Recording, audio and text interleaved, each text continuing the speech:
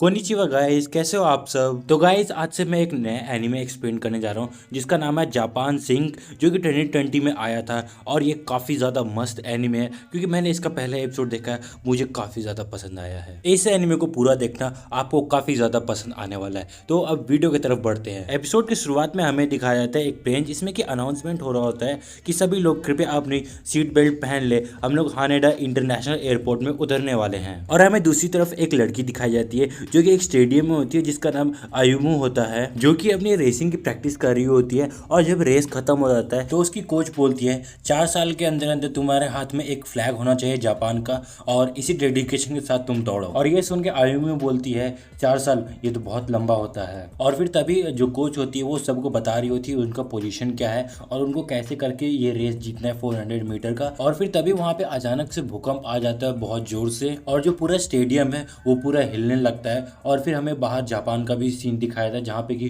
पूरा अर्थक्वेक हो रहा था। और फिर हमें एक बच्चा दिखाया था जहाँ पे कि वो गेम खेल रहा होता है, और वो गेम में इतना ज़्यादा बिजी हो चुका होता है कि उसको अर्थक्वेक का पता भी नहीं चलता। और जब एक लंच बॉक्स उसके सामने गिरता है तब उसको लगता है कि हाँ, यहाँ पे अर्थक्वेक आया था। और फिर हमें एक कंस्ट्रक्शन साइट दिखाया जाता है जहाँ पे कि सब लोग एक दूसरे से पूछ रहे होते हैं क्या सब लोग ठीक है, किसी को कुछ हुआ तो नहीं। और सब लोग बोलते हैं हाँ, हम लोग बढ़िया हैं। और तभी वहाँ पे एक लेडी मिस्टर मूतो से पूछती है क्या आप ठीक हैं। और फिर हमें दिखाया जाता है कि वो जो होता है वो बोलता है हाँ मैं ठीक हूँ, और अभी आज के लिए काफ़ी है, सब लोग पैकअप करो। और फिर हमें प्लेन का सीन दिखाया था जहाँ पे कि अनाउंसमेंट हो रहा होता है कि अभी हम लोग लैंड नहीं कर सकते टोक्यो में क्योंकि लेवल 4 का भूकंप आया था टोक्यो में। और फिर हमें टोक्यो का सीन दिखाया जाता है जहाँ पे कि पूरी की पूरी गाड़ी, बस, ट्रेन सब कुछ रुकी हुई रहती है ताकि किसी को भी कुछ भी हार्म ना पहुंचे। और सभी लोग बात कर रहे होते हैं कि ये कितना बड़ा भूकंप था और इसका एपिसेंटर क्या होगा। और तभी वहाँ हमें स्टेडियम का सीन दिखाया था जहाँ पे कि जो कोच होती है वो बोलती है अच्छा आज के लिए काफ़ी है, और अब सब लोग जाके अपने अपने पेरेंट्स से बात कर लो एक बार। और फिर फ्रंट गेट के सामने सब लोग एक साथ मिलते हैं।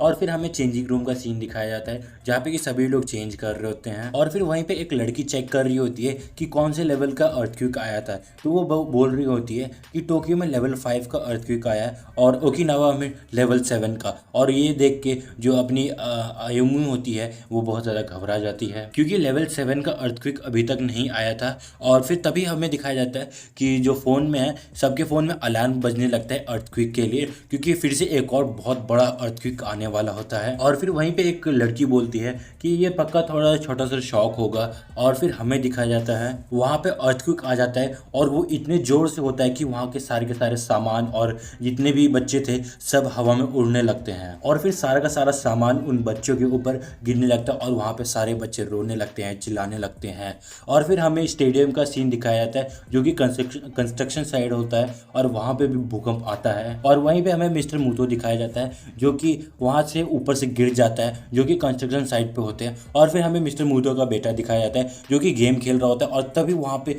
बहुत बड़ा भूकंप आता है और वो भी गिर जाता है। और इसी दौरान एक चेयर उसके बेटे के मुंह पे लग जाता है। और फिर तभी हमें पानी के अंदर का सीन दिखाया जाता है जहाँ पे कि धरती फटने लगती है और उसमें से लावा निकलने लगता है और बहुत सारा धुआं निकलने लगता है। और भूकंप का असर थोड़ा सा प्लेन में भी होता है, और हमें दिखाया जाता है जितना भी पूरा शहर था वो पूरा तहस नहस हो चुका है भूकंप के कारण। और फिर तभी जो भूकंप होता है वो धीरे धीरे गायब होने लगता है। और फिर हमें चेंजिंग रूम का सीन दिखाया जाता है जहाँ पे कि सारे के सारे सामान एक दूसरे के ऊपर गिरे पड़े हुए हैं। और फिर हमें आयुमू दिखाई जाती है जो कि एक लॉकर को हटा के निकलती है, और वो देखती है कि जितने भी उसके फ्रेंड्स थे वो सब के सब किसी न किसी सामान के नीचे दबे हुए हैं, और कुछ का तो डेथ भी हो गया है। और तभी वो अपनी एक दोस्त को देखती है जो कि पूरा बीच से कटी हुई है और वो हेल्प के लिए बुला रही है। और तभी जो आयुमू होती है वो बहुत ज़्यादा घबरा जाती है और डर जाती है, इसके कारण वो भागने लगती है। और तभी वो एक लॉकर से टकरा जाती है और उसके पैर में कट आ जाता है, मगर फिर भी वो रोते रोते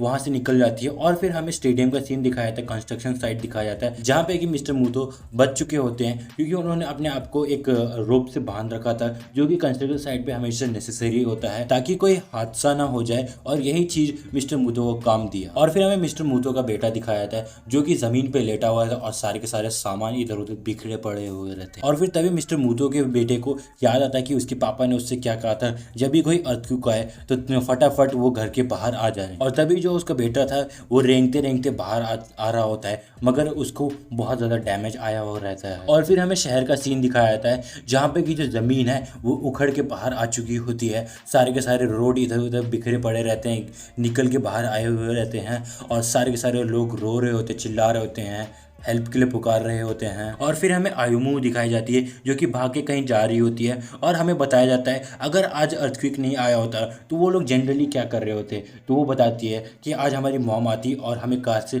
लेके जाती कहीं होटल में और हम लोग कोई सी फूड खा रहे होते, और अगर हमें कोई अच्छा रेस्टोरेंट नहीं मिलता तो हम लोग काफ़ी ज़्यादा घूमते और अच्छा रेस्टोरेंट में जाके मस्त खाते क्योंकि हम लोग फूडी हैं। और फिर तभी हमें शहर का सीन दिखाया जाता है जहाँ पे कि सारी की सारी बिल्डिंग गिरी पड़ी रहती है और सब जगह से धुआं निकल रहा होता है। और फिर हमें एक एरोप्लेन दिखाया जाता है जिसका कि एक पंखा बंद हो चुका होता है और उनको अब इमरजेंसी लैंडिंग करनी पड़ेगी। और फिर प्लेन के अंदर अनाउंसमेंट हो रहा होता है, सब लोग कृपया करके अपनी सीट बेल्ट पहन ले क्योंकि हम लोग एक इमरजेंसी लैंडिंग करने वाले हैं। और फिर हमें शहर का सीन दिखाया जाता है जहाँ पे कि रोड टूटी हुई रहती है, जो मेट्रो ट्रेन होती है वो ऊपर से नीचे गिरी हुई रहती है, आधी गिरी हुई रहती हैं और सब जगह आग लगी हुई रहती है। और उसी बीच में मिस्टर मूतो अपनी स्कूटी लेके निकल चुके होते हैं अपनी बेटी और फैमिली को बचाने के लिए, और वो रास्ते में जाते हुए अपनी फैमिली की चिंता कर रहे होते हैं। मैं भगवान से प्रे करता हूँ कि सब लोग ठीक रहें। और फिर तभी वहाँ पे एक बिल्डिंग कोलैप्स करने वाली होती है और अपने मिस्टर मूतो जो होते हैं उसके अंदर फंसने ही वाले होते हैं कि वो अपनी स्कूटी पर से कूद जाते हैं और स्कूटी उस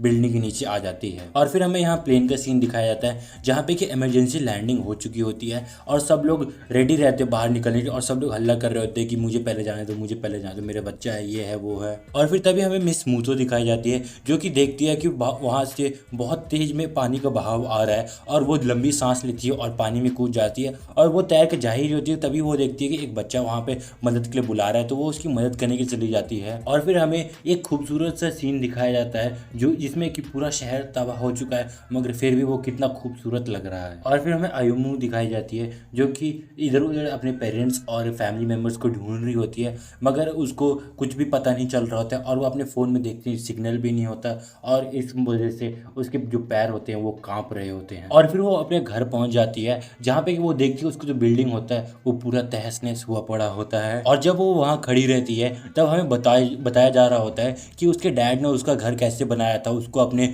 रूम में कैसा विंडो चाहिए था, कैसा सब कुछ डिज़ाइन चाहिए था, वो सब बता रहे होते हैं। और अभी देखो उसका जो घर है वो पूरा तहस नहस हुआ पड़ा है। और फिर हमें एक बिल्डिंग दिखाया था जिसके सामने पूरा खाली मैदान होता है, उसमें बहुत सारे लोग होते हैं और सब लोग अपना अपना जगह ढूंढ रहे होते हैं कि वो लोग कहाँ जाए। और हमें दिखाया जाता है दो लोग लड़ रहे होते हैं कि ये हमारा, हम यहाँ पहले आए थे। और जो आयुमू होती है वो भी वहाँ आ जाती है अपने पेरेंट्स और फैमिली मेम्बर्स को ढूंढने के लिए मगर वो नहीं मिलते। और तभी उसके पैरों में एक कैट टकराता है, सब लोग लड़ने लगते हैं कि ये मुझे चाहिए, ये मुझे चाहिए, मगर अपनी जो आयुमू होती है वो इस चीज़ को इग्नोर करती है और वहाँ से चली जाती है।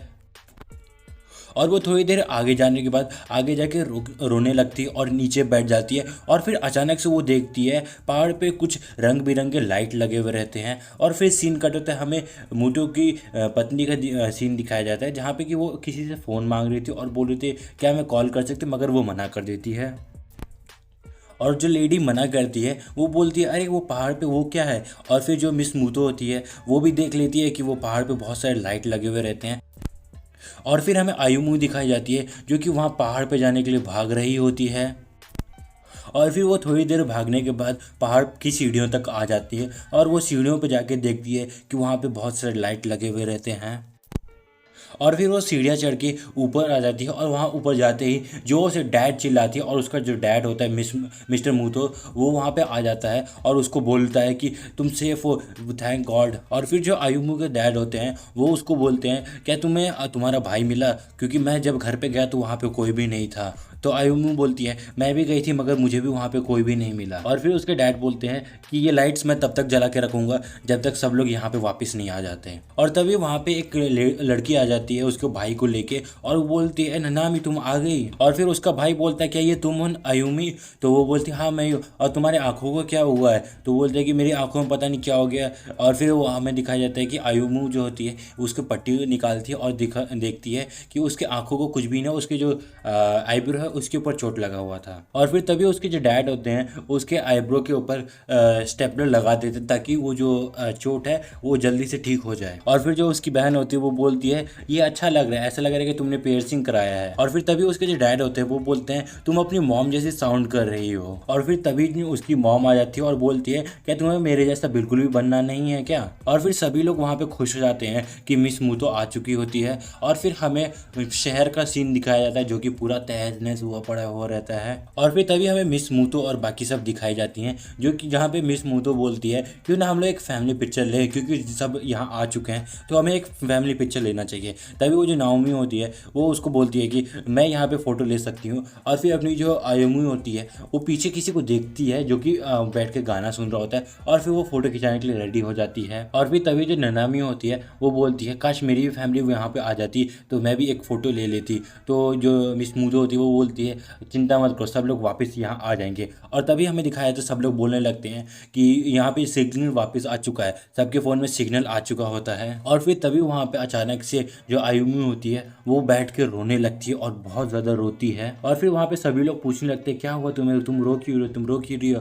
तो आयुमी बताती है कि मैं अपनी टीममेट्स को सबको वहाँ छोड़ के आ गई अकेले, जहाँ जबकि मैं सबको बचा सकती थी। और फिर उसके डैड बोलते हैं मैंने भी सेम चीज़ किया, मैंने भी अपने बाकी साथियों को पीछे छोड़ के यहाँ पे आ गया। और वहीं पे जो आयुमी की पेरेंट्स होते हैं वो उसको कंफर्ट देने की कोशिश कर रहे होते हैं और बोल रहे होते हैं कोई बात नहीं ये सब होता रहता है। और फिर तभी एक आवाज़ आता है और जो उनकी फैमिली होती है वो आगे देखती है और वो देखती है कि नीचे में एक बंदा गिरा पड़ा हुआ रहता है और उसके शरीर से अचानक से खून निकलने लगता है। और उसके आगे भी एक बंदा होता है जो कि हैरान हो जाता है और उसकी फैमिली भी हैरान हो जाती है। और तभी वो कैप वाला बंदा वहाँ से भागने लगता है तो वहाँ देखते हैं कि बगल में एक और लाश पड़ी हुई रहती है। और फिर धीरे धीरे करके आसमान से बहुत सारी लाश धीरे धीरे करके गिरने लगती हैं। और फिर तभी हमें एक हेलीकॉप्टर दिखाया जाता है जो कि नीचे जाके क्रैश हो जाता है। और फिर तभी हमें ननामी दिखाई जाती है जिसके हाथ के ऊपर 2 बूंद गिरता है खूनों का। और फिर सभी लोग पेड़ के ऊपर देखते हैं और वहाँ पे लाश ही लाश लटकी हुई रहती है। और दोस्तों इसी इंटेंस सिचुएशन के साथ ये एपिसोड यहीं पे खत्म होता है। सो गाइज ये एपिसोड आपको कैसा लगा